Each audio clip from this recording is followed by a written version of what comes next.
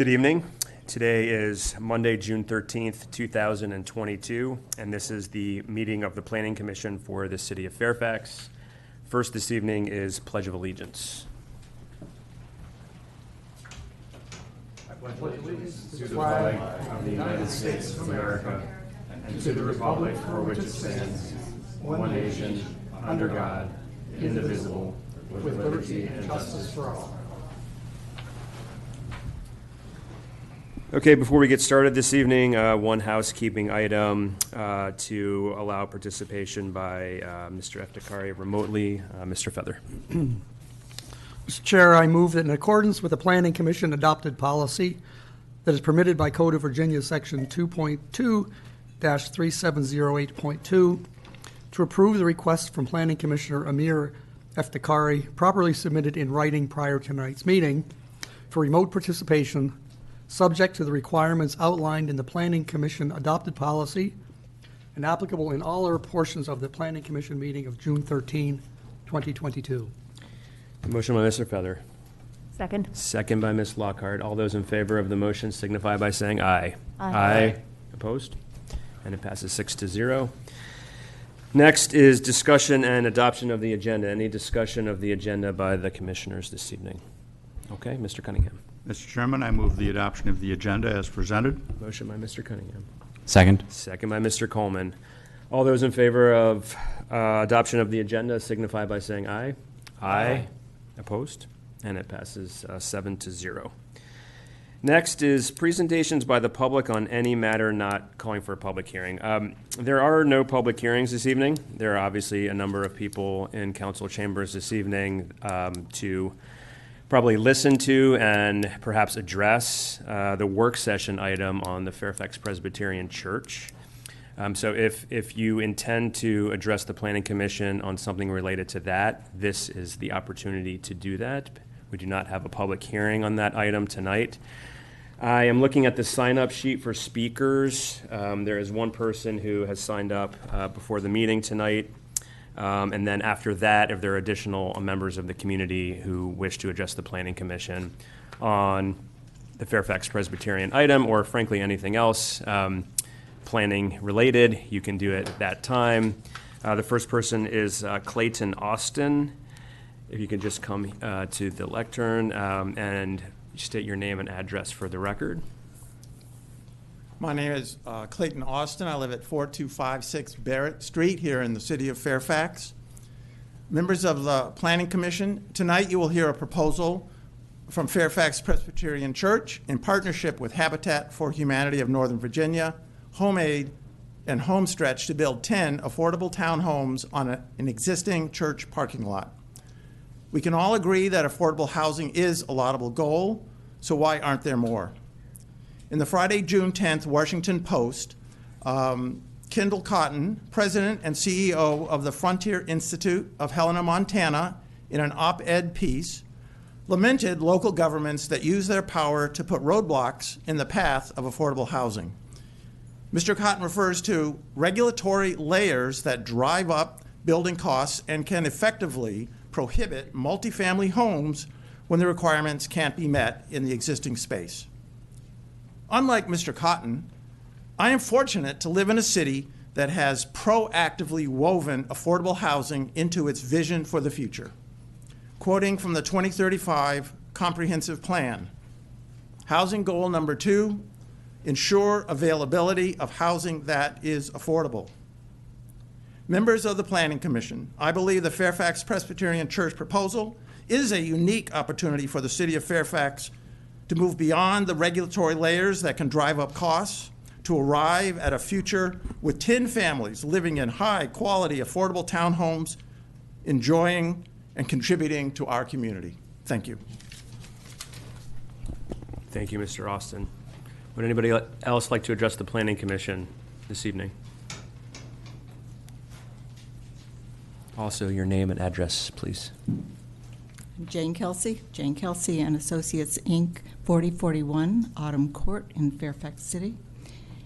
I am a planning consultant, and I have worked for Fairfax County for many years. This is one case, the Fairfax Presbyterian Church, that I feel concerns me personally and as a neighborhood. So we have had our researcher do some additional research on the technical points that we have discussed or raised in an email with staff. They have some answers but don't have all of them. So our researcher has obtained additional information, but it was quite lengthy and we didn't even try to get it to you tonight because we knew you wouldn't have time to review it. So I just want you to know that we will be providing that shortly to each of you for the public hearing. And I also just want to state for the record that I believe that this is a land use issue, a land use application that should be addressed as any other land use application. I know that there has a statement been made that we should give the church some latitude so they can do what they want to do. But when I was working with the county, my job was working with churches. And we and the county attorney at that time supported our position that we had to treat them just like any other developer, which this is in this case. In addition, we have additional issues. We don't really have any issues with low-cost housing per se, but we certainly have a problem with the parking lot, which they added later. So they say they don't need it.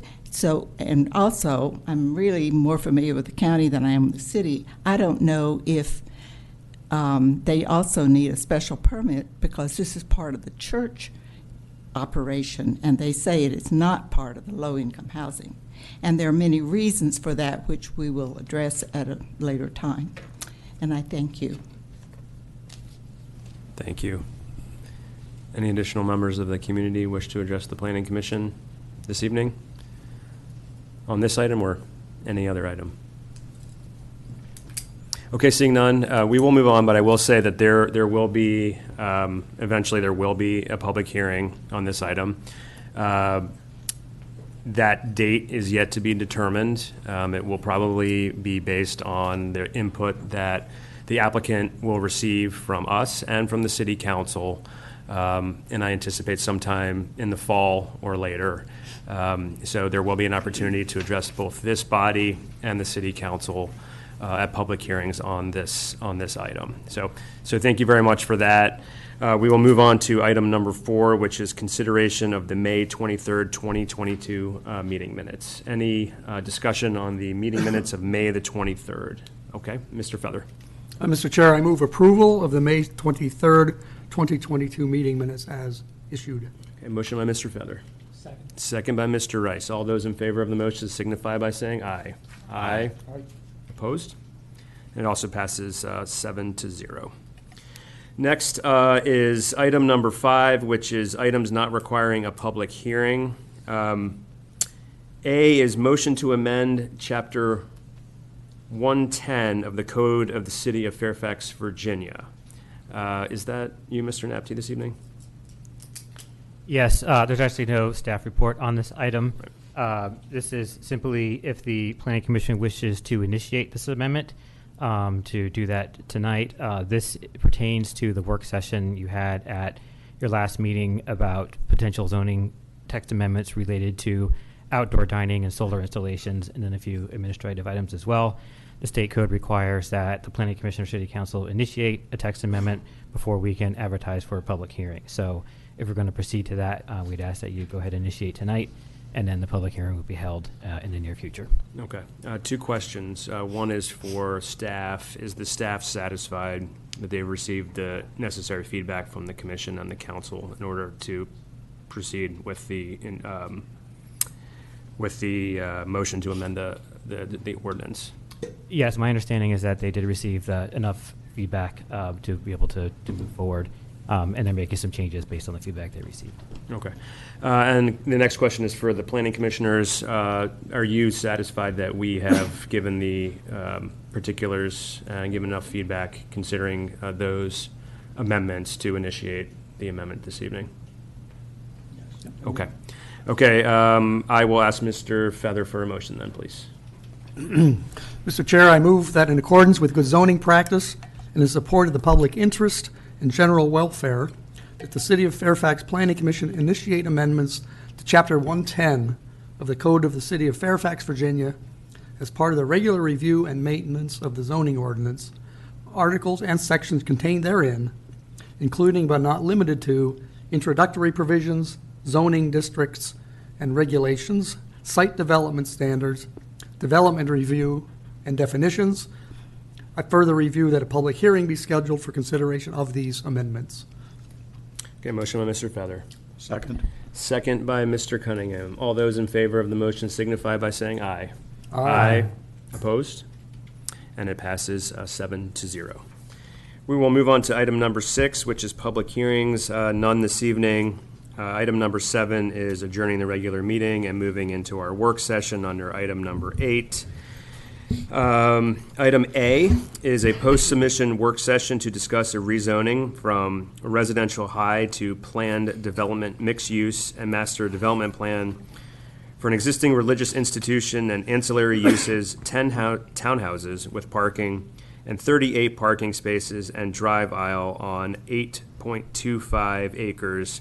The site is located at 10723 Main Street and more particularly described as tax map 57-1-02-122A and tax map 57-1-02-123.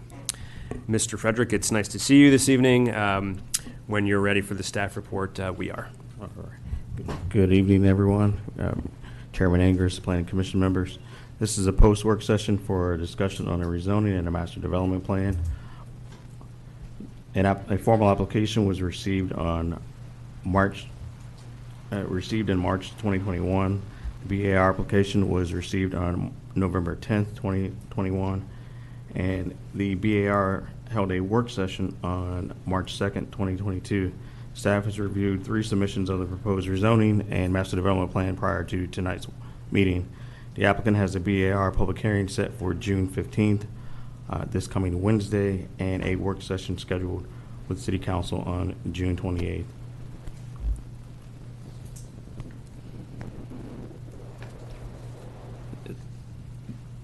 The request is for rezoning from residential high and planned development mixed use and architectural control overlay district, approval of a master development plan for 10 townhouses and with 2 parking spaces per unit and 10 visitor parking spaces, 38 additional parking spaces, and drive aisle while continuing the existing uses on 8.25 acres with modifications and commitments.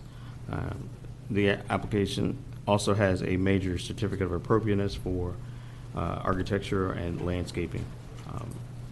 The architecture and landscaping is not under the purview of the Planning Commission, but wanted to make a note that we have received application for the BAR, and that's going forward in 2 days. So the existing conditions on the site, again, the campus is approximately 8.25 acres with an existing religious institutional use that includes a sanctuary, daycare center, fellowship hall, meeting rooms, counseling center, the pastor studies, church offices, the glebe with memorial garden, and a 100-foot spire. The existing building footprint is approximately 43,000 square feet with 225 parking spaces. So the aerial before you on the left shows the subject property bound by Main Street and Autumn Woods to the west, a single-family subdivision to the south, and Cameron Glen to the east.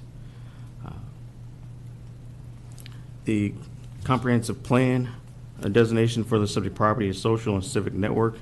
Residential uses may be considered in conjunction with social and civic network place types, provided that such residential uses are considered affordable. For new development or a modification of existing and social civic uses located in any residential neighborhood should be complementary to the character of the surrounding properties and provide a transitional screening where necessary. So looking at housing goal number 2, housing goal number 2 states that ensure availability of housing that is affordable. So the application speaks to housing goal number 2 with the outcomes and actions with the intent that the supporting documents and the partnership with the church and the nonprofit and an existing another partner would meet the intent of the housing goal. The Code of Virginia, Section 15.2, defines affordable housing as a guideline for housing that is affordable to households with incomes at or below the area median income, provided that the occupant pays no more than 30% of his gross income for gross housing costs, including utilities. So the comprehensive plan looks in terms of the affordable housing as the basis outlined in the Virginia Code.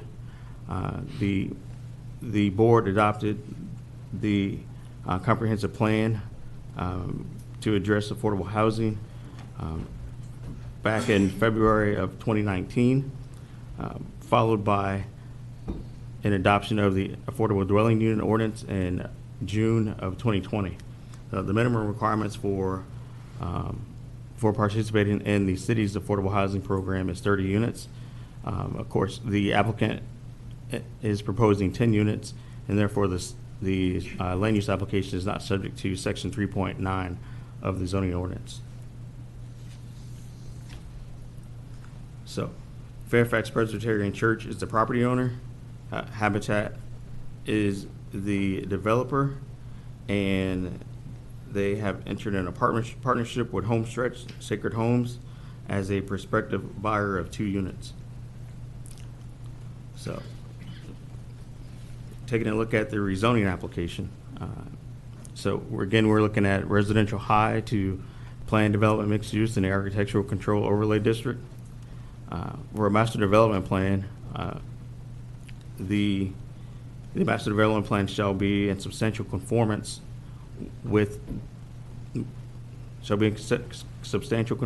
comprehensive plan, provides greater benefits to the city than would a development carried out in accordance with the general zoning districts, and provide a minimum of 2 acres and a minimum of 20%.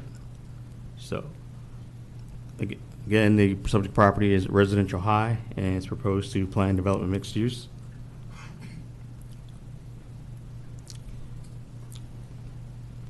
The master development plan is 8.25 acres with phase 1, including 10 townhomes with 2 parking spaces per unit and 10 additional parking spaces, with a density of 1.2 units per acre. The applicant is proposing 2 rows of townhomes with 5 units per row. All 10 units would have 3 levels, 3 bedrooms and 2 bathrooms, and a rear-loaded 1-car garage with a driveway parking space. 2 of the 10 units will be sold to Homestretch. The townhomes are proposed at approximately 40 feet in height. Phase 1 also includes all existing uses on site. So again, the existing church and the ancillary uses that are already on site. The church has approximately a height of 32 feet and roughly 225 parking spaces. This phase also includes infrastructure for stormwater management, open space, and recreational facilities. In terms of infrastructure, there's currently none in place now, so this would be an addition to the site as infrastructure improvements are as a part of the proposal.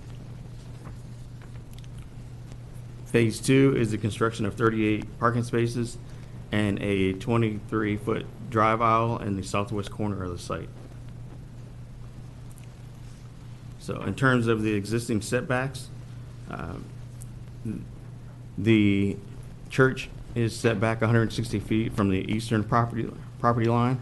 So the property line along Cameron Glen, it is approximately 160 feet from that property line, 97 feet from the southern property line, 45 feet from the property line that's shared with the Love's Outlet and Autumn Woods subdivision, and it is 346 feet from the northern property line.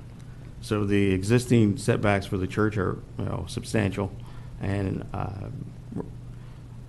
compared to any setbacks that are typically for a use that's in the residential high district. So the proposed townhouses are proposed at 33 feet from the eastern property line. So the end units, 5 and 6, are roughly 53 feet from the rear of Cameron Glen units and 90 feet from the northern property line. The proposed parking along the western property line is roughly 20 feet from the west property line, 80 feet from the rear of the nearest home in Autumn Woods, and roughly 90 feet from the southern property line. In terms of open space, the applicant meets the 20% requirement by providing 32% of the overall site that meets the definition of 50 by 50 in terms of open space. And there's also there's language in the section on open space that relates to contiguous open space, and the applicant has provided roughly 69% of the open space that is contiguous on the site. The overall open space is 54% of the overall site. So in terms of a lot of greenery, there's a lot of greenery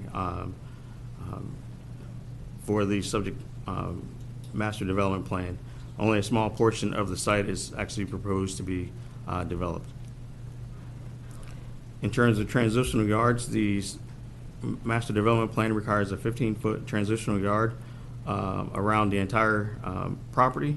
The applicant is seeking to reduce that 15 feet to 10 feet for a length of 80 feet on the western property line. So here's a close-up illustration of the encroachment. So the driveway aisle would encroach into the transitional yard, and the applicant is seeking a modification from 15 feet to 10 feet to allow for the drive aisle. The applicant is also seeking to have the modification for the western property line where a 6-foot fence would be required. The area in red, it's actually extends along the entire western property line, and also the area along the northern property line requires a 6-foot fence, and the applicant is seeking a modification.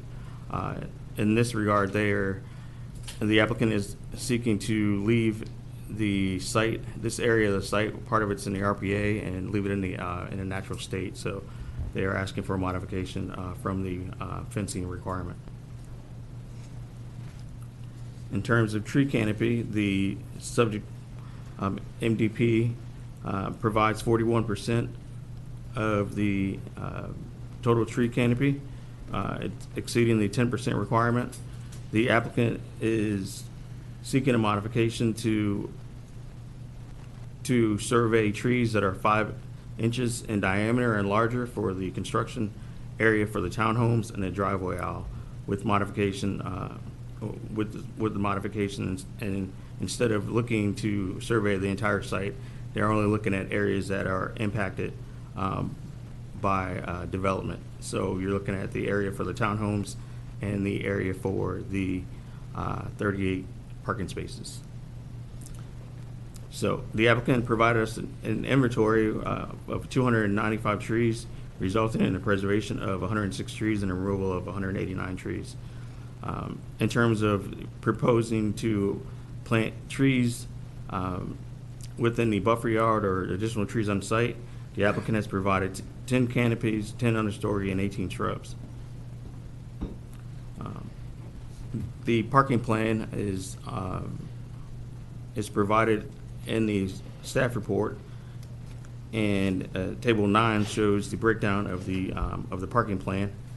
So in terms of the existing parking, the church and daycare are required to have 126 parking spaces, and the church has provided 225 existing parking spaces.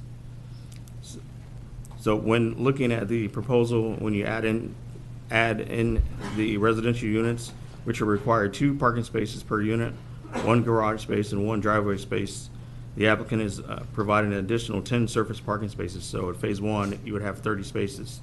And phase 2, the applicant is looking to provide an additional 38 spaces. In total, the number of spaces is 218 spaces. However, if you only consider Phase 1, the site would roughly have 180 spaces and would exceed the requirement of 146 spaces for the existing church and the proposed townhome uses. In addition to parking spaces, the site is required to have 9 bicycle spaces, and the applicant has provided 2 areas for bicycle storage. In terms of the parking impacts, the applicant has provided a transportation impact study estimating that 5 AM peak hour trips, 8 PM peak hour trips, and 35 daily trips would occur upon the completion of the new townhouses. The impact statement states that the level of service would not be degraded, and the nearest bus stop is on Main Street just west of the site. So, in terms of circulation, the primary and only access, vehicular access, is from Presbyterian Way. There is a connection from the existing church to the proposed townhomes through a system of sidewalks that goes around the existing church, and it leads into the area just south of the townhomes. Connection to an existing trail to the west. Here's the existing trail on the west side that is located on Love's Outlet. Here is the proposed judicial trail that there's a proposed connection shown on the northern end of the site, and the applicant is seeking a number of waivers or modifications to the Public Facilities Manual and the subdivision ordinance. The first waiver is to minimize the width from 30 feet to 22 feet for private streets, and that waiver addresses the Presbyterian Way. The second waiver is for lots fronting on a public street. So the access point is from Presbyterian Way, and this is a private street, is not built to public street standards. The applicant is seeking to construct curb and gutter, is seeking to ask for a waiver to not construct curb and gutter on Presbyterian Way, and as stated in their packet, the environmental impacts would place limitations on a curb and gutter system on both sides of the road. And finally, the pedestrian facilities on Presbyterian Way would also have impacts on the environmental conditions, and so therefore the applicant is seeking a waiver from those requirements. The applicant has provided truck turning movements, and staff has evaluated those movements, and the applicant would need to update the turning movements by using the city tower truck, and staff would reevaluate those movements upon the resubmission of the master development plan. In terms of utilities, the utilities for the proposed townhouses would be installed underground. However, the applicant is requesting a modification for the utilities that are already in place for the existing church. So on your screen, the yellow lines illustrate the existing utility lines on site, and those would remain through a modification. The 2 yellow areas on the screen in front of you illustrate the areas for stormwater improvements. The first area here is for Phase 1, which would capture the stormwater from the proposed townhomes, and in Phase 2, the applicant has provided a stormwater area in the parking lot for Phase 2. So again, like I said before in the beginning of the presentation, the site currently does not have any stormwater improvements, and the applicant is proposing 2 stormwater areas. Already summarized the modification and waivers. Here's a list of them. I won't go through them again. but they are asking for those modifications, waivers. And in terms of the comprehensive plan and consistency, there are 5 elements that are looking to expand housing choices that are consistent with the comprehensive plan, affordable housing, open space, tree canopy coverage, and green building practices and energy efficiency provided within the application in terms of consistency with the comprehensive plan. There are some items that the applicant would need to address. One, the master development plan lacks a clear pedestrian path to Main Street. In terms of Love's Outlet Road, part of pedestrian way extends onto Love's Outlet Road. The applicant should provide proof of ownership or an easement. The turning movements I've discussed already. The movements should be reviewed and revisited with the next submission.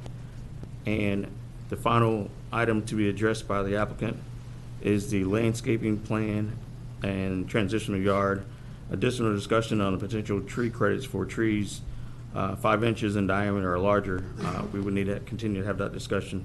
And more information is needed for the trees that are located off-site that are shown to be removed from the plan. So staff is looking to get more information on that.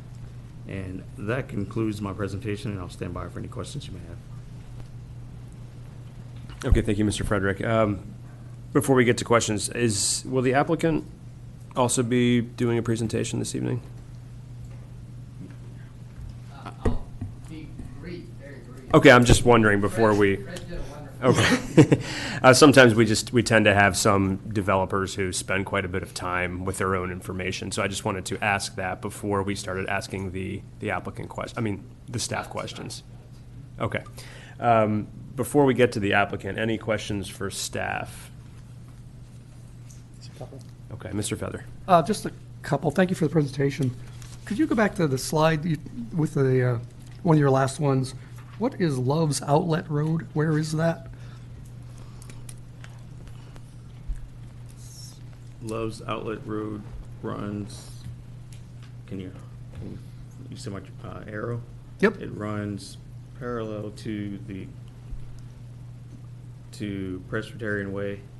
It connects from Main Street all the way to the subdivision that's to the south of the site. So it's a 20-foot strip that's adjacent. It's in between the Presbyterian Church property and the Autumn Woods subdivision. So it connects from Main to the subdivision to the south. It doesn't look drivable. Yeah. Is that the trail? I think it's where the trail is, Trail right? on it. That's correct. There's a trail. It's called a road. It's, Okay. it has I believe the trail is approximately about 9 feet wide. I also think it might be helpful, considering the number of modifications and waivers, which might be in the purview of the Planning Commission, which are exclusively, or if they're input from the Planning Commission, which are exclusively within the domain of other bodies like the Board of Architectural Review or the City Council. The waivers that's in the purview of the Planning Commission is the reduction to the transitional yards and the fencing requirement. So the fence on the west side, eliminated the fence on the west side and the northern side. And then the transitional yard modification from 15 feet to 10 feet.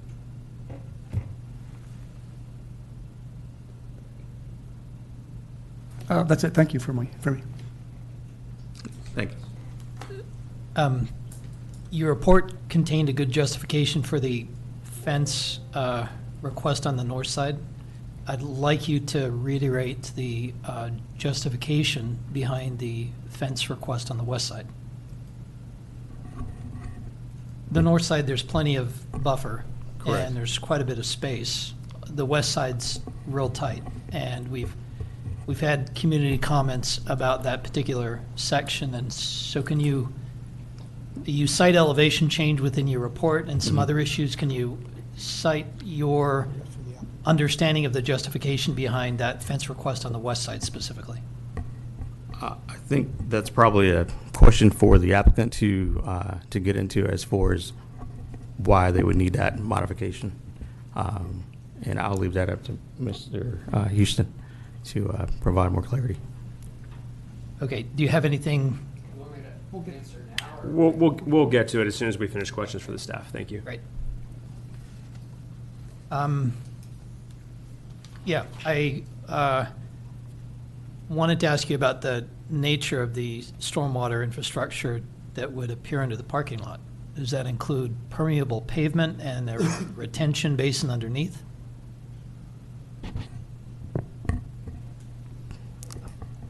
That is not a question that I have the answer for. Maybe Jason has the plans. He may be able to quickly take a look at it to see if they've provided any more detail about Okay. if it's permeable pavement or how they Yeah. plan on doing it. we can provide that answer as well. Okay. Mr. Hardin.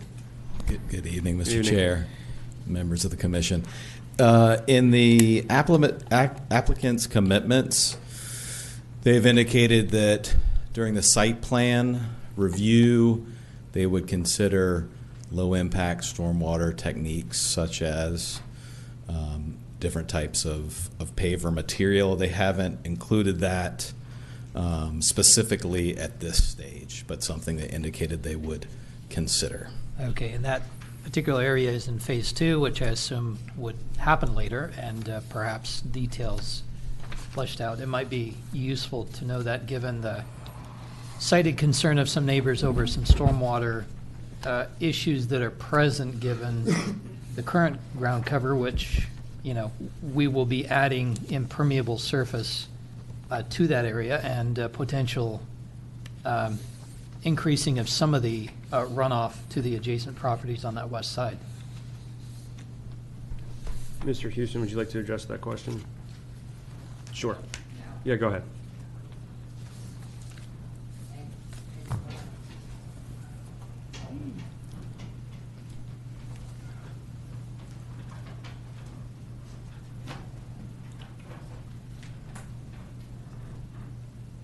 Good evening. I'm David Houston with Bean, Kinney, and Corman, the attorney working on this. I'm actually looking for Hank Fox from Charles P. Johnson Associates, who is the land planner who could specifically address the question of the stormwater management facilities. Hank, do you want? Oh, Brian. Okay. Brian will handle it. If you could also just introduce yourself as well. Thank you. Good evening. My name is Brian Thomas with Charles P. Johnson, engineer who did the design plans. So what we're proposing you're specifically asking about Phase 2, correct? That's right. So right now, because of some of the constraints with existing easements and such, we are currently proposing just underground facilities. There would be an underground detention facility as well as underground treatment facilities. There'd be a separator which swirls the pollutants, and then it goes into the underground system and then into an underground filter as well. All that water would drain through the parking lot into that facility and then down across the face of through a pipe across the face of the church and then down to the combined outfall from Phase 1. So would that be surface drains directing the runoff, or would it be permeable asphalt that would be absorbing? Currently, right now, we're not proposing any permeable surfaces, but there would be curb inlets inside the parking lot. So everything that would drain into the parking lot and on the parking lot would be collected and would be treated and detained to a point where it's released at pre-development levels. Okay. So there should be a decrease. If there's an issue on the adjoining properties, there should be a decrease. And there because of this. would be a curb line along the west side of that section of that parking lot to prevent water from sheeting off the parking lot. Yes, at this point, the parking lot will be curb and gutter. Okay, Yeah. Sorry. that's all I have. Okay. Thank you. Thank Mr. you. Johnson. Do you have a question for staff? Ms. Lockhart? Okay.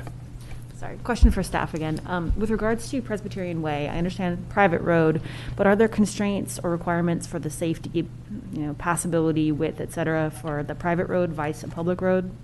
And does Presbyterian Way currently meet those requirements?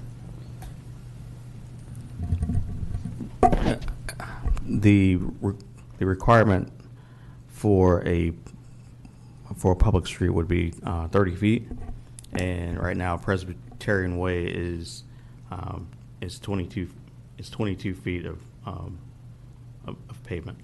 So, in order to meet the standard, they would have to upgrade the road. I see Jason's. Mr. I'm going to try to keep this as a simple answer, even though it's kind of a complex issue. Mr. Frederick went through the Love's Outlet Road situation. There's roughly 50 feet of roadway, including sidewalks, curb and gutter, at the Main Street section. That includes 20 feet of the Love's Outlet, and then approximately 30 feet that the church owns that is technically Presbyterian Way. It splits down the paved section. The church doesn't own the 20 feet. That research is still ongoing with real estate, the city attorney, and the applicant team to figure out who owns that and what easements may be at play.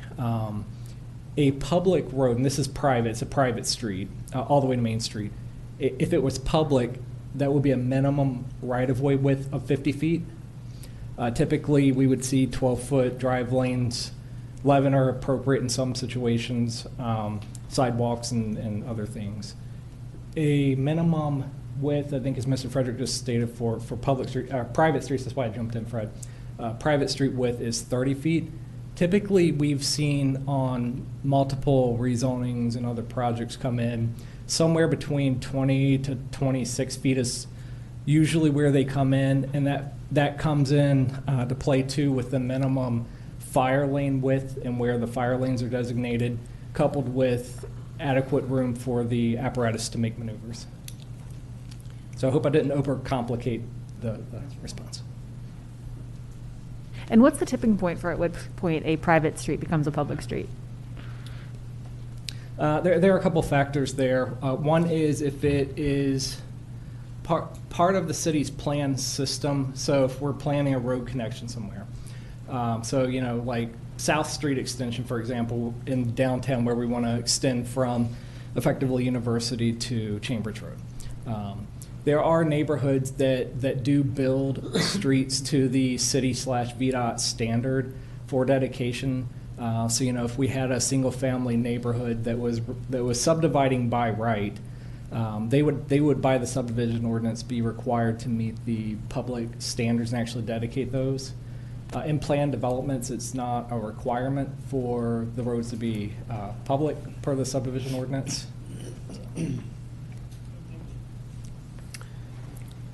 Mr. Cunningham. Thank you. I've got a couple of questions for staff, and while we're on the subject of streets, if my memory serves me correctly, on a recent development proposal similar to this that the city approved, the street width was 22 feet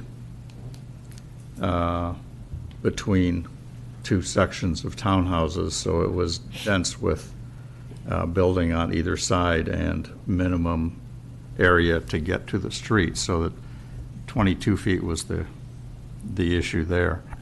Some additional questions I think that I have for staff.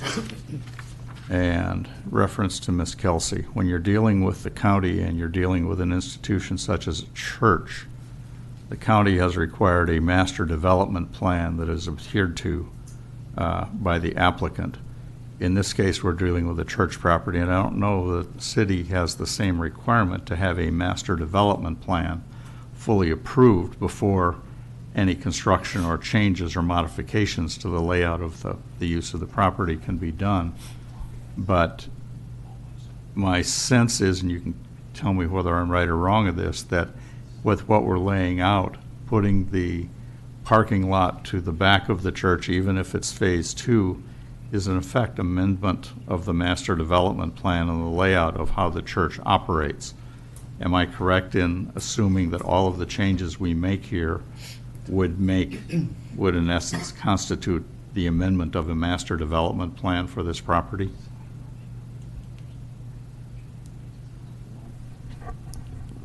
The current land use is RH, and so what they're proposing is to rezone the property for a planned district, that's when the master development plan comes into play. Typically, what we see with these types of actions is that a lot of the site would be demoed and redeveloped.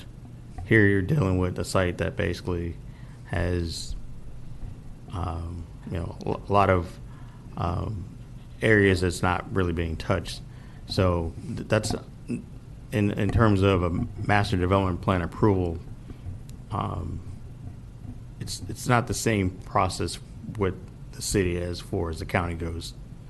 I don't see it the same way, unless I'm not understanding exactly what you're asking. But it's to me it's different. It's not the same process. Okay, I guess what I'm asking in regard to that inquiry is that when we deal with this package as a whole, whether it's done as phase 1 or phase 2 or whatever, when it goes through the approval process, the things that are included in the package are permitted to be done at the time that it's appropriate to do them.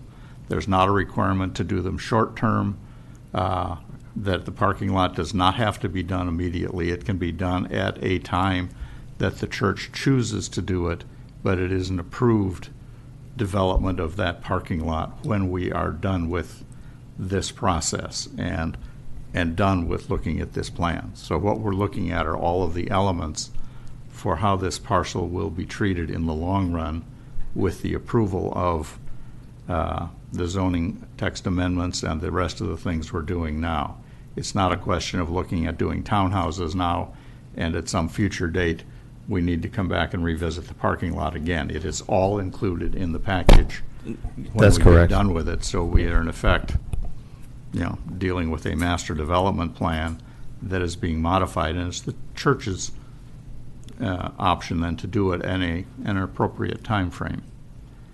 I guess another question I have comes with ownership, as we're changing this from just a single institutional use and a single user use. We're now going to add 10 additional units. Is the church going to continue to own the land under those, or are they going to be standalone ownership interests so that in the future we've got 10 units and the church talking with each other in terms of the providing of all of the common services that need to be done? I presume that if snow removal or a tree blocks a road or anything else like that, it affects all of the parties in this process. So is there a working relationship to ensure that all of the parties equitably are treated moving forward? Or in the event you ended up with one party that ended up being adversarial, could there be some unintended consequences to anything going on with this form of structure that we're looking at? So is my understanding that the church is going to continue to own the land. And so as far as Habitat being a developer and in terms of other improvements or things that need to occur on site, snow removal, those types of things on site, I would leave that for Mr. Houston to describe the process or the instruments that there will be put in place. Whether if it's a homeowners association or however they plan on setting up their instruments for those mechanisms. I think the applicant probably can address those types of questions. Okay, that's fine. We want a working project when we're done, not something that has any potential for a hiccup that could cause a concern going forward in that manner. When we look at the fencing requirements, as we have with other properties, it frequently does not make sense to put fences up in what's otherwise considered floodplain or something that has another natural reason that there's no development there. So for most of the fencing, it looks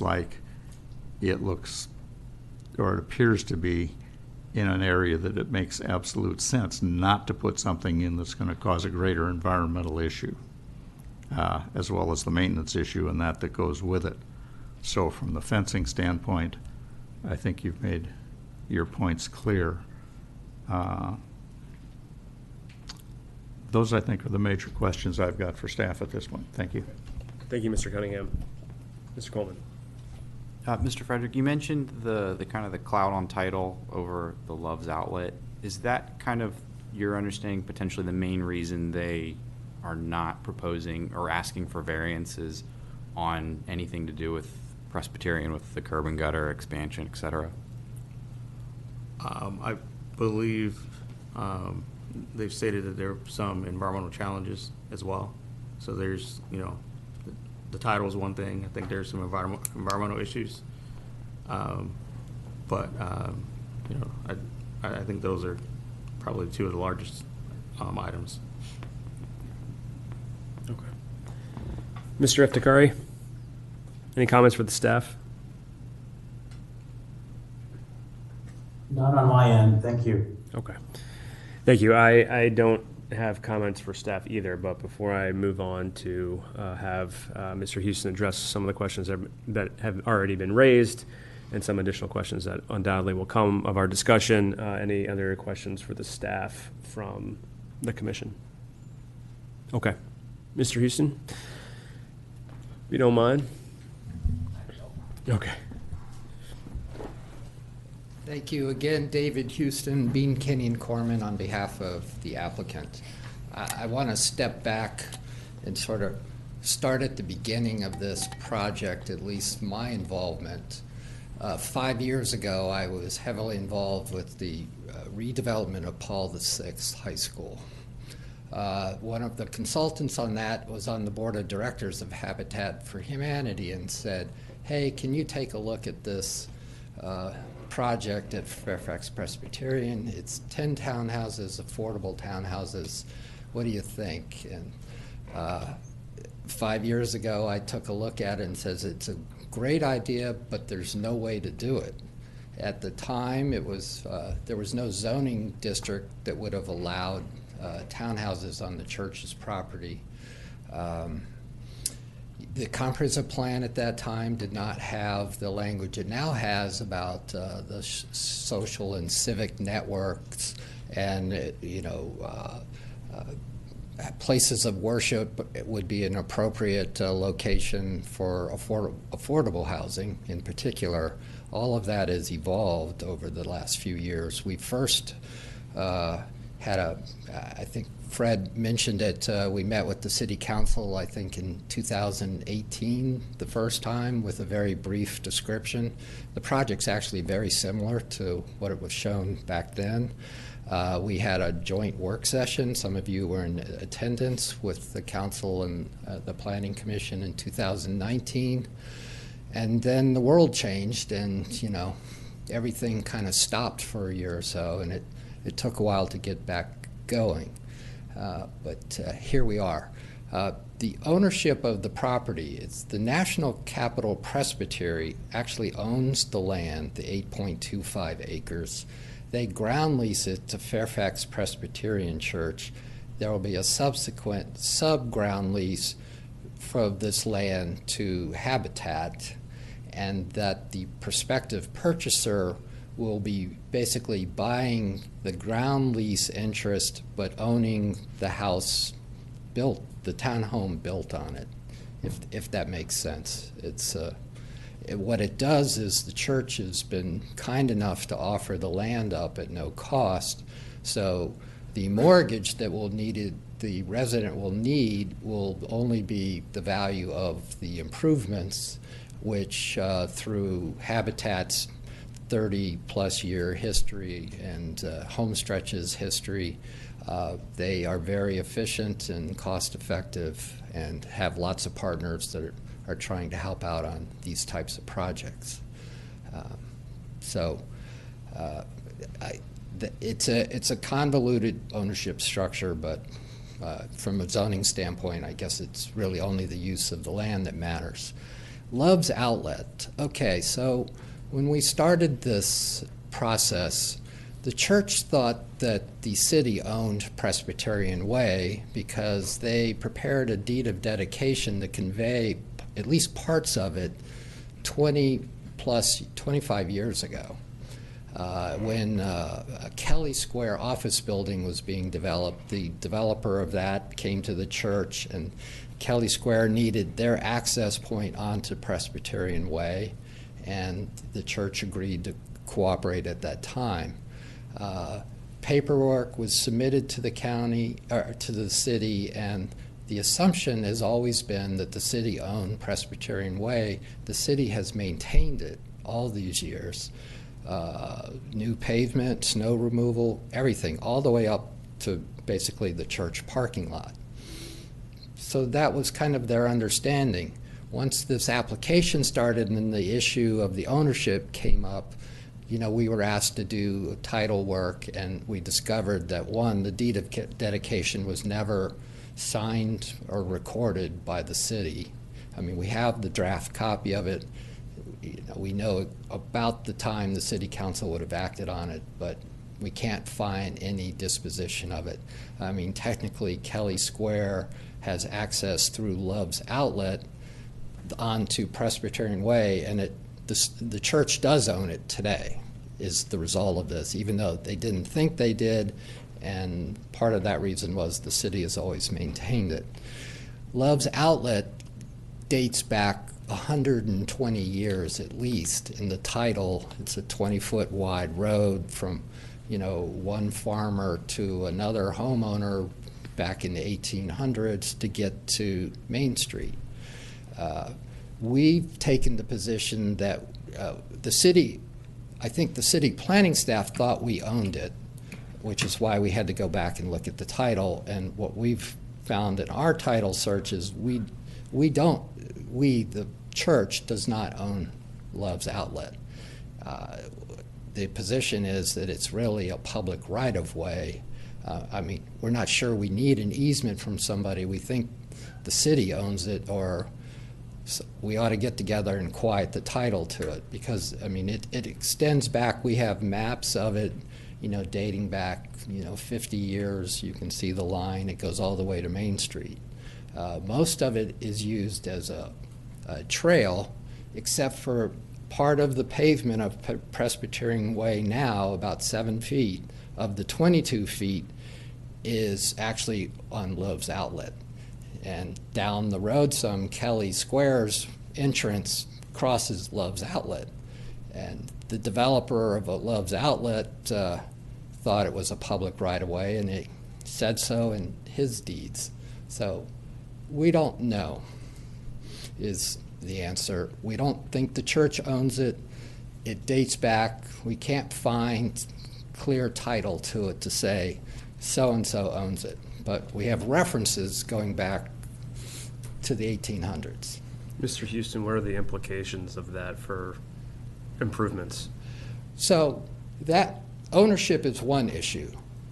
The staff is recommending, and your codes require a 30-foot width. It's 22 feet of pavement now, some of which the church owns and some is Love's Outlet, we think the city owns. The fact of the matter is Mr. Frederick pointed out, we did a traffic analysis, and these 10 townhouses are going to generate 35 trips a day. That's not very many. The road has been used by cars and pedestrians. Anybody currently associated with the church, which goes back at least 25 years, does not remember one accident, one pedestrian incident. It's narrow.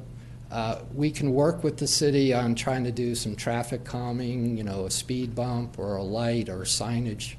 But the cost to widen that from 22 feet to 30 feet is hundreds of thousands of dollars. It's in an environmental area that basically the elevation from the pavement drops off about 10 feet immediately on the land, the part of it that the church owns.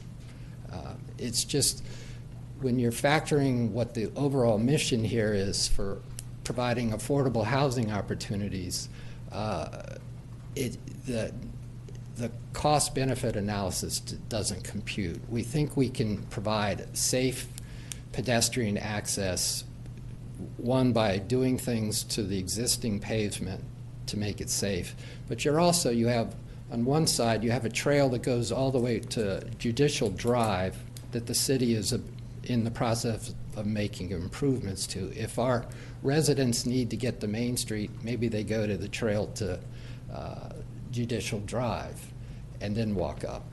Or there's another trail that goes to the west side. There's a street that then connects with Main Street. So we think that there's alternatives that are reasonable and not as costly. So. Okay. Did you want to address any other questions we raised before we get to additional comments? The fence request on the west side. So you have our property line, and you have screening that we're proposing, but then you have Love's Outlet, which is 20 feet wide, and then on the other side of Love's Outlet, you have a 6-foot fence from the Autumn Woods subdivision.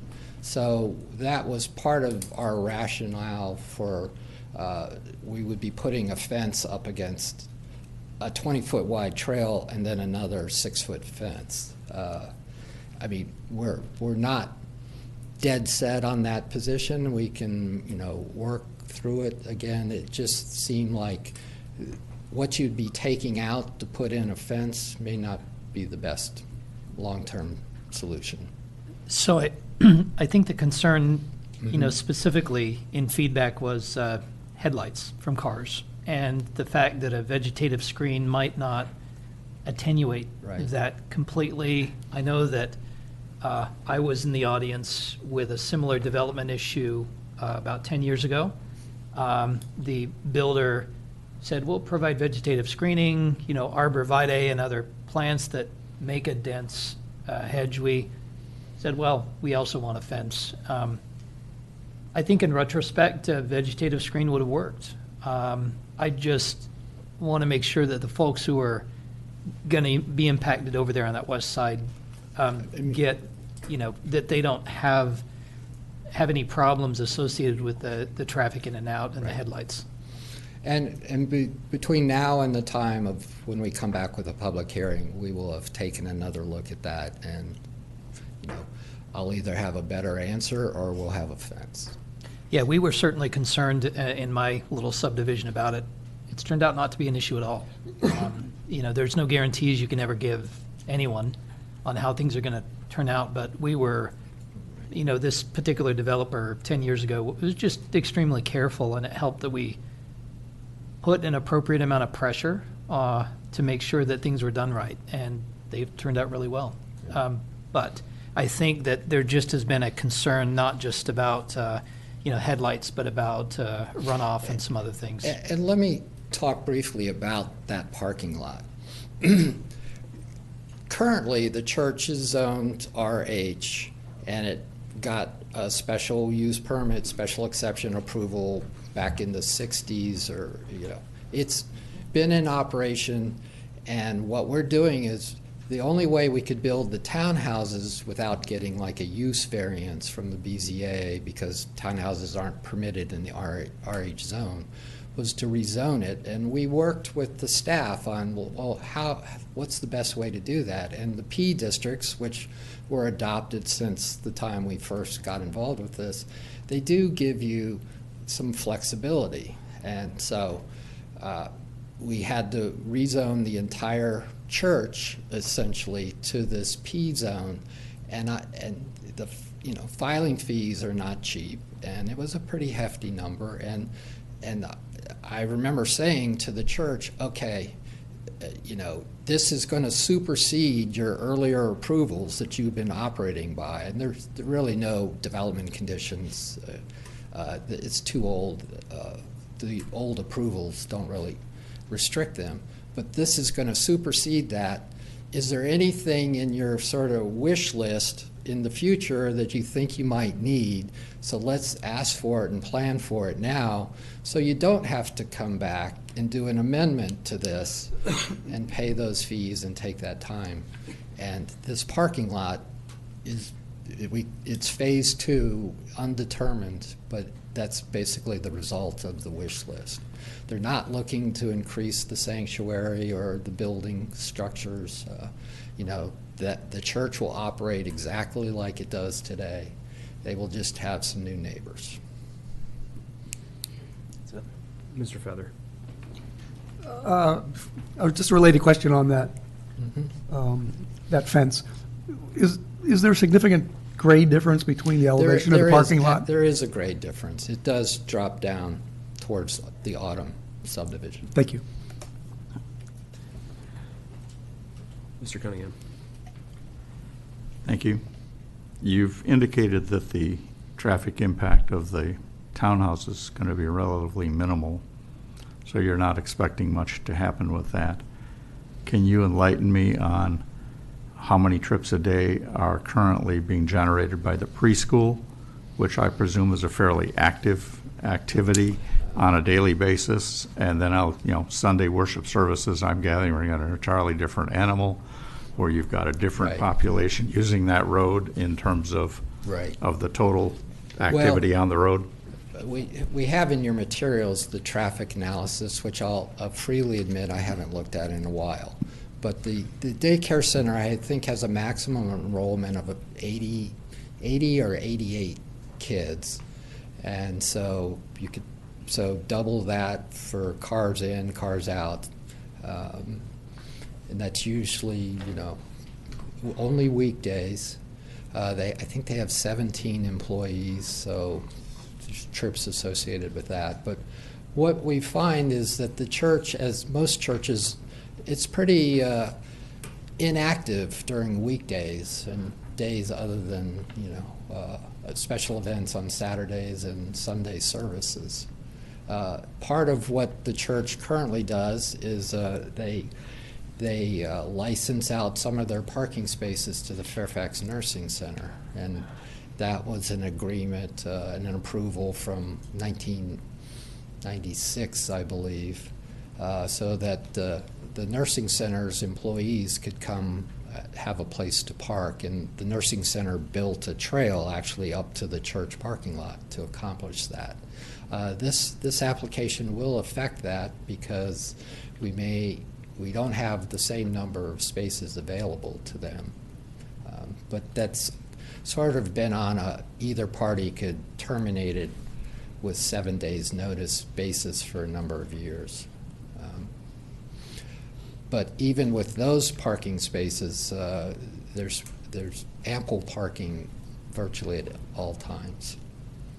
Okay, so I guess my assessment would be, even though you say there's less activity than the major group activities on Sundays for worship service or major things that would go on the weekend, that most churches during the weekday seem inactive, but you will have various groups doing social service activities that bring people in every night with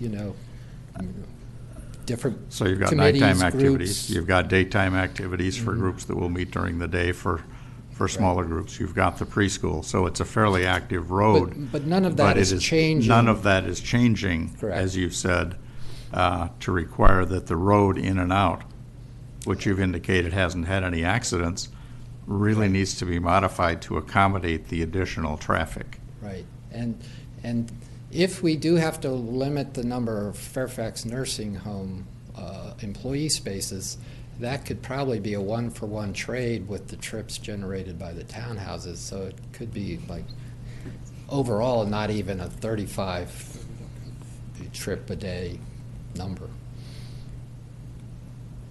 Okay. Okay. Mr. Coleman.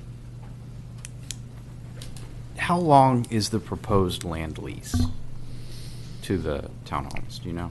I think it's like 100 years or 99 years. Do you know you mentioned that it's currently being leased by Capital The National The Capital National- Presbytery actually owns like all of the Presbyterian church Gotcha. land, and then they lease it to the different congregations. So this would be sort of a sublease from that. But as far as the residents are concerned, it would all be governed that when they sell, they have to go through the same type of sale process. They can't just sell it on the open market. It's all through the habitat and the standards that they have. I guess depending on, because I've seen through the comments various lengths. I've heard 100. I've seen as short as 75 in some of the comments that were sent to the commission. A concern that I would have is, in Riverview and Arlington is a perfect example, 100-year lease. Yeah. You can't get a 30-year mortgage on that right now. And if you're trying to make things affordable, a 30-year lease is the de facto affordable mortgage for people. So that would just be a concern that I would have. But they will have these residents will have a mortgage, but they will have a ground lease interest in the land. Yeah, because I know But- it just but precludes it from certain mortgagors and that type of that. So that would just But- be a concern that I have, not for the first owner, or actually the second owner, but the subsequent third and fourth. Because I mean, as I know right now, like I live in a house that was originally built in 1950. So if it was a 75-year ground lease, I bought it 2 years ago, I could get a 5-year mortgage on it. That'd be miserable. Right. But it's a very long. It's not signed yet. I mean, obviously, we have to get the entitlements in place before, but it's been negotiated, and Jerry Hopkins of the church is here, and he could probably tell you about it, but just trust me, it's long-term, and they've factored all of those things in. Okay. Slockhart? No. Mr. Eftikari? No, thank you, Chairman. I appreciate it. I'm all set. Is that no comments? Sorry, can you hear me? Yes, I'm all set. Thank you. Okay, you said you're all set. I got you. Okay. Thank you. Yes, I have a few comments. Two sort of overarching, I think, questions about two separate subjects.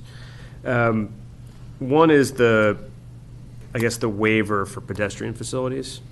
Now, there was some conversation just now about modifying the road to have improvements for cars. It's sort of my understanding, just taking this application as a whole, that pedestrians, there's never been a residential use here. But we have many residents of the area walk up and down Presbyterian Way because Love's Outlet Trail empties out into the roadway. I understand. Yeah. I'm just, I think I should say that the use is consistent. The comprehensive plan is supportive. It's not in debate, I don't think, at least from my perspective.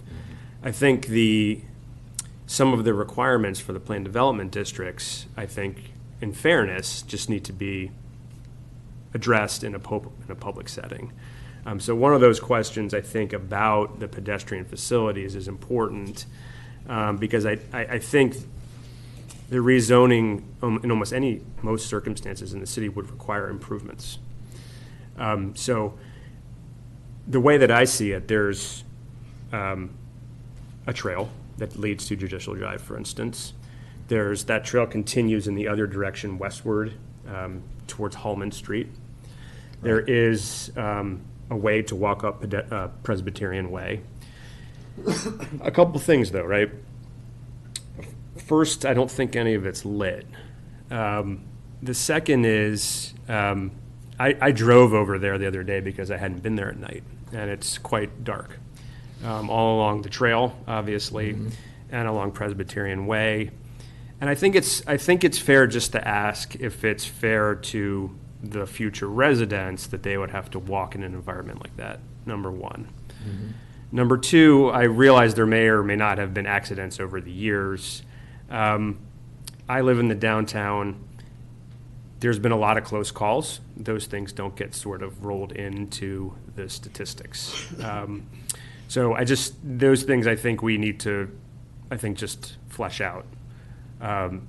So I would ask, is it the intent, and this is not meant to be overly critical, it's just to sort of put it out there as a requirement for the plan development, is the intent to have future residents traverse this area in the condition that it's currently in, more or less? Correct. Okay. There's no intent to widen the road based upon the factors we already discussed. Now, if we could tap into the city's affordable housing $1.2 million that they've collected, we could build a boardwalk along. Right. But I've asked a lot of I don't questions think it's about the that. wisest use of city funds. Okay. Well, if a resident's going to walk to Main Street, they're going to do it at night, how are they going to do it safely? Well, at night, there's very few trips, but we'll have to look into that. Okay. I think there's quite a lot of areas of our city that have sidewalks, but it is dark, but there are streetlights. And you have to remember, if this were green land and we were starting from scratch, we could make a lot of we wouldn't need these modifications, but Right. It's actually a redevelopment, and so we're kind of stuck with certain factors and conditions. And I understand. I think, for me, some of these waivers are okay. I think this one in particular, especially as the policy in the city goes forward, is to create environments that are easier, not more difficult, and we're not maintain current conditions without improvements. So that is one particular issue of mine that I feel like these residents deserve, no matter who they are, the ability to get from point A to point B in the safest manner as possible. So that for me is a concern. I think I've articulated as best I can, given the information I have about how you and the applicant tends to see their movements. If you have any other questions for me about that, I can answer it, but I feel like I've articulated that as clearly as possible. Right. I don't know the answer because of the conditions of Presbyterian Way, for instance. It's a challenge. I agree with you. I do think that something needs to be thought about in order to make that a little bit safer. Yeah, we're prepared to do that. Okay. I appreciate that. Thank you. The other one is about parking. And I hate talking about parking. But, and lucky for me, some of my fellow commissioners talk about it, so I don't always have to, but this time I will. The requirements under the rezoning are, if I'm reading this correctly, 146? I believe so. Okay. And that meets the strict zoning that meets the strict ordinance requirements for parking, right? For the church, the daycare, and the 10 townhomes. Right, so all of the uses under the PD, right? Mm-hmm. And right now there exists more than that. We're like 225 today, and it would go down to 180. Right. I don't have a problem with any applicant meeting the strict requirements of the zoning ordinance. I don't see a justification for exceeding it. Now, this exists already, and I wasn't here whenever the heck all those things happened. But I'm not quite sure I've seen in the narrative or the staff report a justification for adding the new parking behind there. Now, I've heard a lot of arguments about what's going to happen there with the land or the runoff or the fencing, but we already have a lot of parking. What's the need? Well, I think it's addressed some in the narrative, and part of the reason is that the current parking layout is not terribly conducive to handicapped accessibility, and the idea was that these proposed spaces could be closer on flatter land to enter the building. Okay. I think it's addressed in there. Okay, I may have missed it. Yeah. That might be my fault. While we technically meet the handicap parking space requirement, you know, a lot of the parking is on an incline and not ideal. Okay. Okay, I suppose that is a justification. Because I heard just now, inactive, there already is ample parking. I heard those comments just made now. Inactive on the weekdays.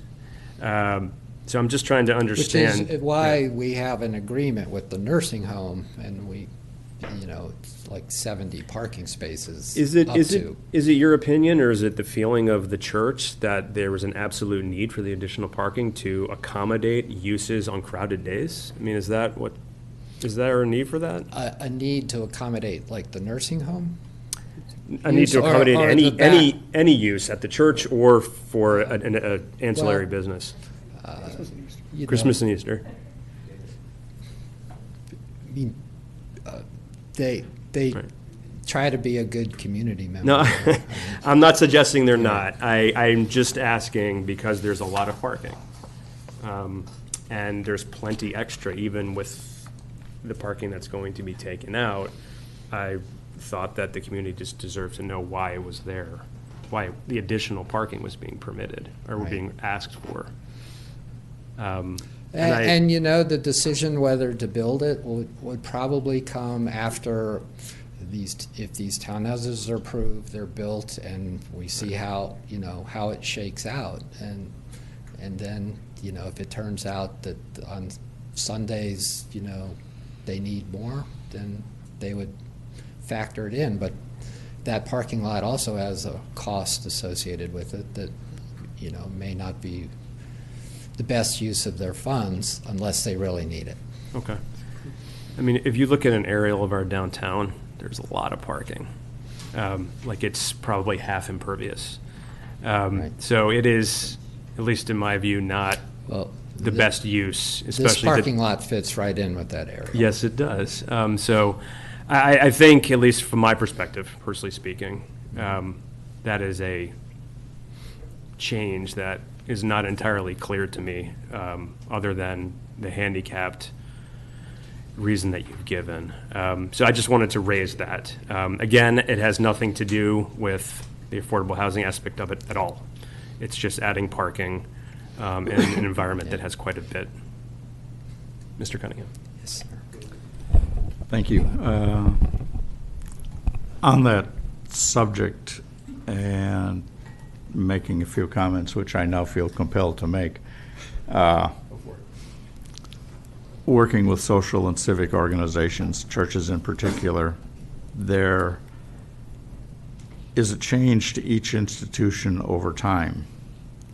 And right now, as churches go, from a public statistics standpoint, there doesn't seem to be a need for a lot of additional parking at churches, but that doesn't mean that times don't change, because it's not that far in the past.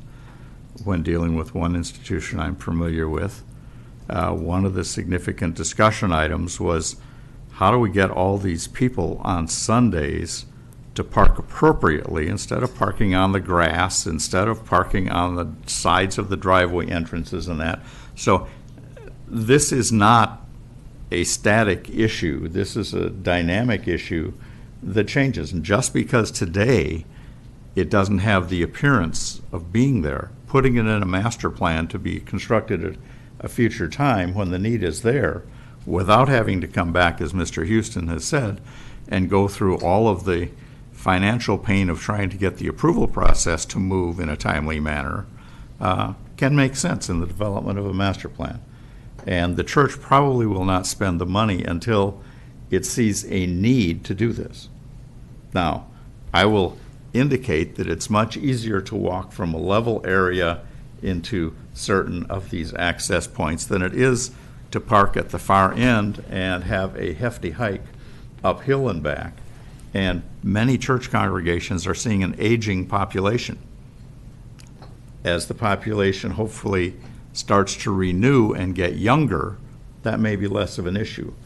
But for many people who have the financial capability, they would like to be able to modify the facility to make it user-friendly and keeping it. So that I would view that parking lot as a church decision to make the institution more functional when they see the need to spend money in that manner, rather than an excess parking in the city type issue. And it's one that I'm comfortable leaving to the institution, if we approve it now, to enact in the future when they see the need, rather than preclude it and cause them the hassle of having to come back and deal with all of us at a future date, when it may or may not be convenient, or the times change. So from that standpoint, I don't see that as an impediment to approval of what they're asking for, if that makes any sense. Could I ask Andy Bloom from the church to address also the parking issue? He's anxious to do so, and he has good information. Introduce yourself. Thank you, David. I'm Andy Bloom, and I am a member of Fairfax Presbyterian Church. I'm also on our affordable housing implementation team, as you can probably see. Thank you very much, Mr. Chairman, Mr. Cunningham, for your comments. I just wanted to enter a passionate plea for the need for this parking. If you've actually parked in the spots we have for our accessible parking right now, they meet some minimum requirement, I guess, from, 1960 something, but they're not good at all. They're well away from the church sanctuary. If you come in a wheelchair to our church, we have a ramp. It's incredibly steep. The church needs accessible parking. Now, your point is well taken that when this will be built, we do not know. Quite frankly, we do not have the funding for this at this time due to other priorities. But there is a distinct, definite need for accessible parking to get into our church, and that was the driver. And as you point out so clearly, and as David has also made the point, given the application fees, given how long this process takes, why wouldn't we ask for this at the same time, even though also true, it is not necessary or required for the affordable housing project. Thank you. Mr. Bloom. Mr. Bloom, can I ask you an additional question? Yeah, don't run away. You're on a roll.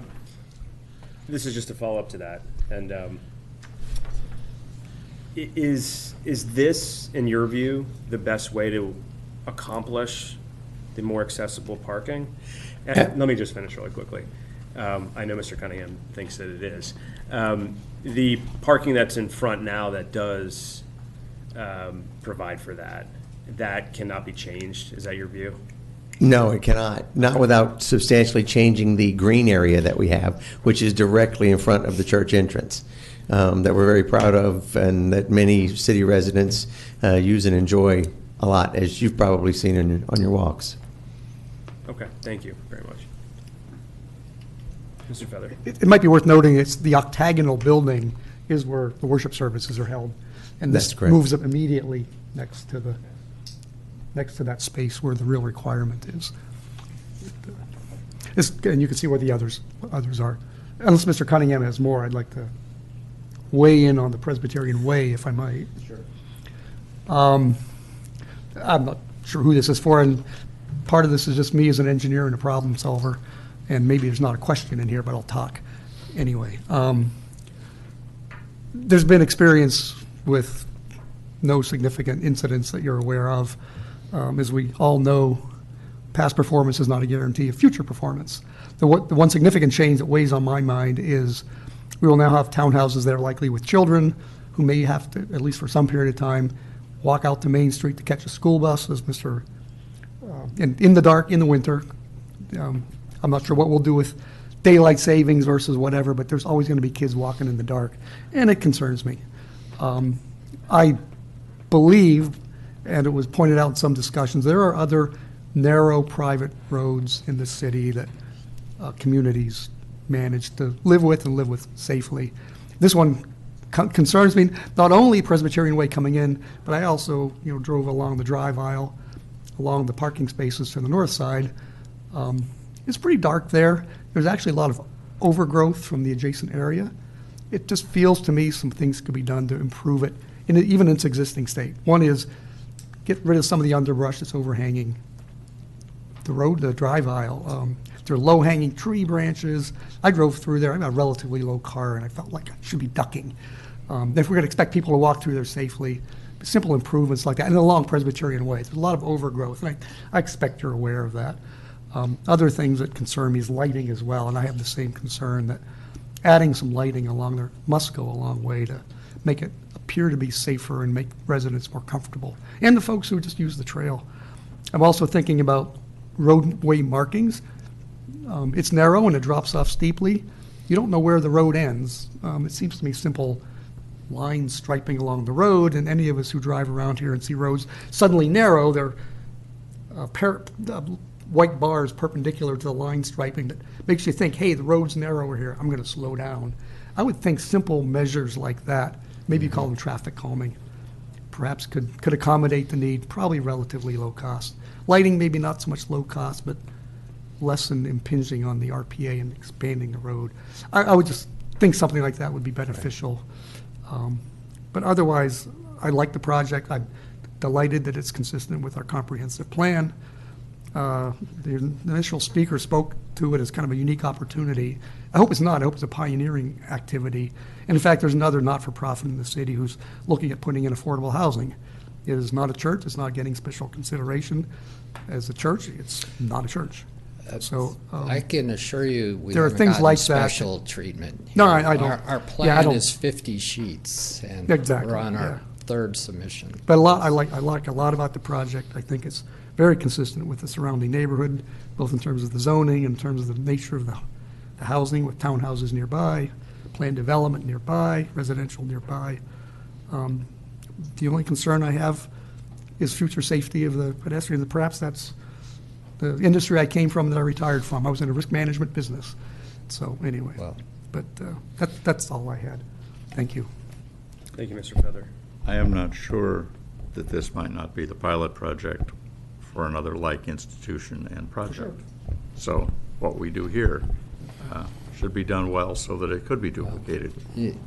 Your comprehensive plan is very novel in the fact that you've even offered this opportunity to nonprofits and faith-based organizations, and these folks are very interested in implementing it and putting it into action. And in fact, there's 8 Habitat homes that will be for sale, but there's also the 2 Homestretch homes, which will be owned by Homestretch, but they will be more of a rental property.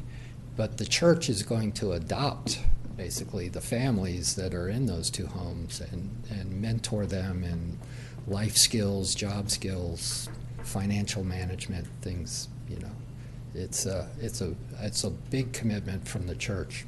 And Mr. Rice. Yeah, I agree with Mr. Feather on the positive aspects. The fact that this is consistent with the goals of the comp plan is admirable. I have had discussions with community members who are very supportive. I want to note that currently my understanding of the preschool enrollment is that it's below capacity, and so that the maximum vehicle trips per day, we're sitting at lower than that right now is my understanding. But I want to I can speak to that as a preschool consumer. there is an unending demand for preschool and daycare that's, so maybe it would be prudent to assume that they're all going to max out when COVID kind of resolves and some of the issues get back to normal. I can't speak to current capacity. Yeah. Maybe somebody here could. Well, but I think would bet that Ms. Lockhart reminds me. Yeah, Ms. Okay. Lockhart reminds me that, it's the dynamics of daycare and preschool here are unusual, and so we should assume a max whenever we look at that, even if it's not there now. I mostly want to agree with Mr. Feather's concerns about the pedestrian issues, and I work at a higher education institution close by, and there have been some novel approaches to moving tens of thousands of students across RPAs on the campus. And so there are hundreds and hundreds and hundreds of meters of boardwalk that students traverse daily. There are bridges built over streams that, have been very successful and have been reconstructed. And I think just the idea of thinking a bit about a boardwalk, particularly on the west side of that entrance roadway, would be prudent. You're looking at a span of 85 meters between the point that boardwalk would need to start and where it would end. And I know that the cost of doing things like that's prohibitive. The city has examples of boardwalks in other places that are used. Additionally, the Parks and Rec department of the city have looked at a lot of lighting options that are very, very effective, that are not obtrusive to homeowners nearby, that cast light downward, that are much more efficient and much more kind of self-contained. And so improvements in lighting and possibly doing something to move people safely would be a high priority. And I think some creative thinking could find a solution to that once the ownership issues are resolved. Certainly if the city... The west side is actually the Love's Outlet. Right. And so it's a city issue. Well, then let's come up with a creative way to give the deed to the city and request city transportation funds to build something there. I'm not suggesting that as an outcome, but there needs to be some thinking about this, because Mr. Feather's concern really is I think a critical one, that if you start introducing children into the equation with some anecdotal kind of citations now of close calls along that road, it really could be a very big problem for the church liability-wise. And I think just some additional thinking about ways of moving pedestrians through there would be advisable. I don't think you can count on them to traverse the trail over to Judicial to catch buses. They're going to want to head up to Main Street. And that's it. Thank you. Any additional comments? Mr. Coleman? Mr. Eftekari, any additional comments? No additional comments from me. Thank you. Okay. I think you've heard certainly support for the affordable housing components for sure. It is certainly consistent with the comp plan. There is, I think, some work obviously to be done on the pedestrian access, pedestrian connectivity. Maybe I'm in the minority on the parking. I like to hope, one day I won't be, but maybe for now I am. But I do think, that is something that I understand as a wish list. It seems a little bit removed from the purposes of the planned development, at least in my view. So do you have any other additional comments for us or questions that we have not resolved for you? I would just like to thank Fred. His report was excellent, and took me a long time to get through it, but he did a great job. And we hope to keep working with him. In fact, I don't think I've been in the room with you for more than 2 years, right? Yeah. So Okay. good to be back. Well, it's nice to see you again. I was here in November of 2019. Yes, sure. And it does feel like a long time It ago. does. I do want to thank all the members of the church and the community for attending this evening. And like I said, I expect Mr. Sutphin perhaps a public hearing sometime in the fall or early winter, depending on what happens. So Okay. Thank you very much. Thank you.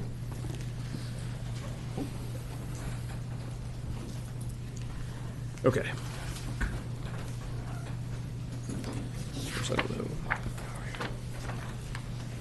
Okay, so we will reconvene the regular meeting and move to item number 10, which is the staff report. Mr. Napti. Thank you, Mr. Chair and members of the commission.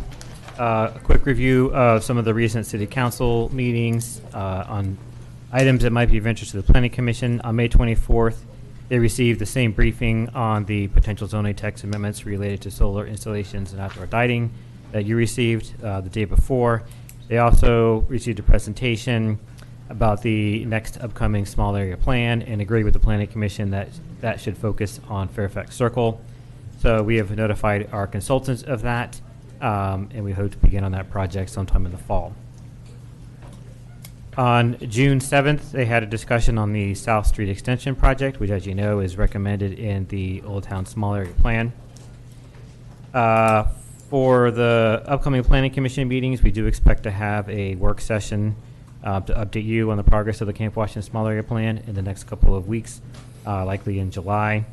And we will also hold the public hearing for the zoning text amendments that you initiated tonight, also likely in July.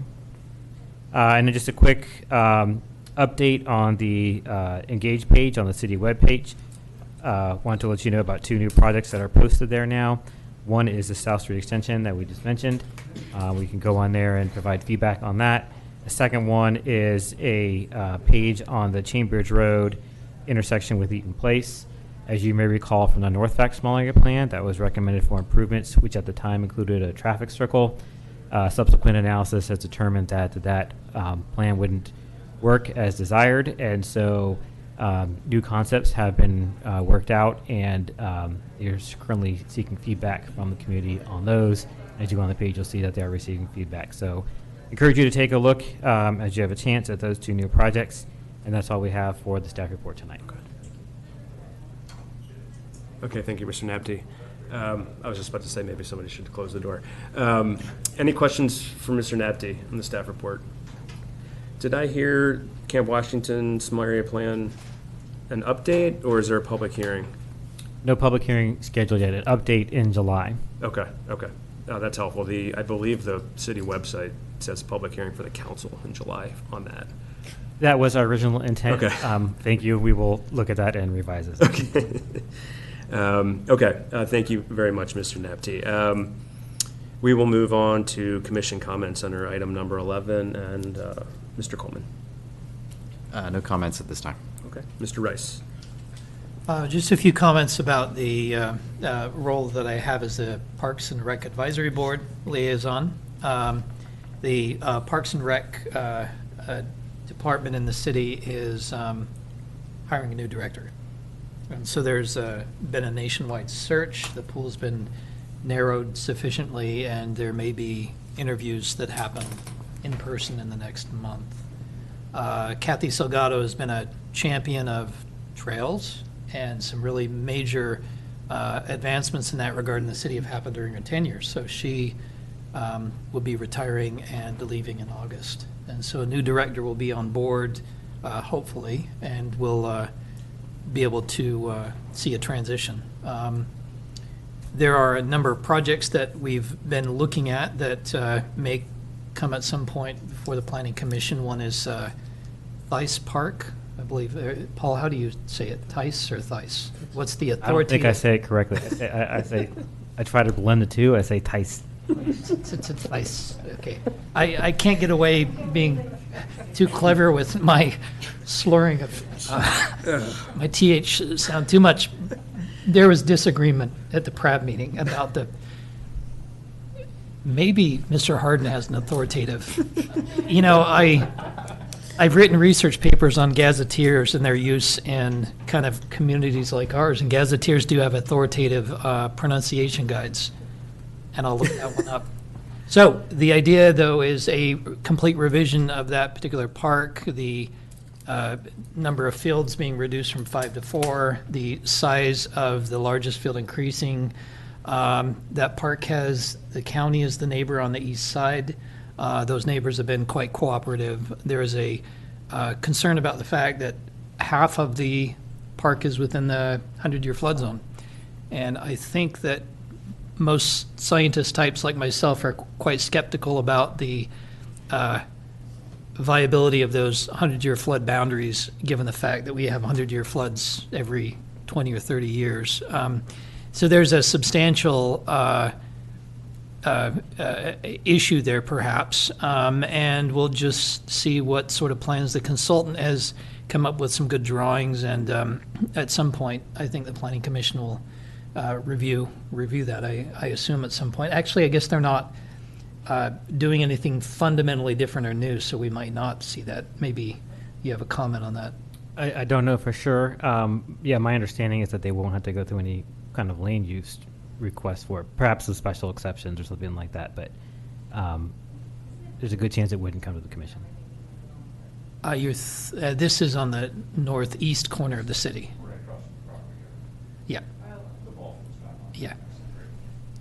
So there obviously was a little bit of discussion about our July 4th celebration in the city, and Parks and Rec moving that to the 5th because of the current problems with a dearth of licensed pyrotechnicians. And most of this, just because neighbors ask me about this, thinking somehow I know what's going on in the city, which is incorrect. A lot of other municipalities are dealing with scrambling to kind of reschedule things. And I think this time of year I'm always in awe of city staff, particularly Parks and Rec staff, who work overtime and then help direct, traffic and get people in and out of the celebration. So, it's, I think, more stressful than usual this year with the reschedule, and hopefully all of us will be patient as we go in and out on the 5th now to see those events. Anyway, I think that's it. It's been fun to be a part of the PRAB discussions and see what they're doing. That's all I have. Thank you, Mr. Rice. Mr. Feather. Thank you. There was no Board of Architectural Review meeting in early June, so there's nothing to report from there. The upcoming one this Wednesday, as you probably picked up, will be a public hearing on the architecture for the Fairfax Presbyterian Church Glebe View project. They'll also be having a public hearing on Draper Park permanent restrooms. So that'll be interesting. And it's my intention to attend the Old Town Small Area Plan work group meeting on Thursday morning as well. So that's it. Thank you. Thank you. Mr. Cunningham. Thank you. As a member of the IDCC, or the Independence Day Celebration Committee, I am obviously behind a power curve here. I hadn't heard IDCC changing it from the 4th to the 5th. I had heard discussion of parking challenges because Fairfax High School's field, which is where most of the pedestrians usually are, is out of commission at this point. So most of the attendees to the 4th of July celebration would have been in the high school parking lot, and that looking at the fireworks show and the other activities going on. So there was going to be significantly more emphasis on people parking and using buses to be transported up into the area for the show. But I will have to jump quickly, since I was asked to be the parade announcer, to see which day I'm actually announcing on then. Well, the parade is activities on the Parade is on the 4th, okay. And the fireworks show is the only thing they're talking about, okay. Thank you. Beyond that, and asking everybody to come and enjoy the festivities and the parade on the 4th, I don't have any additional comments. Thank you. Thank you. Mrs. Lockhart. No comments for the group tonight. Thank you. Mr. Eftekari, are you still there? I'm here. Thank you. Just no comments from me, except happy Juneteenth to everyone. It's an important holiday that we should all observe and keep in mind. Thank you. Thank you. No comments for me either. Thank you to the commissioners for a good conversation tonight on the church project. I, like many of you, look forward to seeing them back for their public hearing. Thank you to Mr. Frederick, who is gone. Thank you, Mr. Napty, Mr. Harden, and the planning staff for your hard work on this. And we will see you next time. We are adjourned.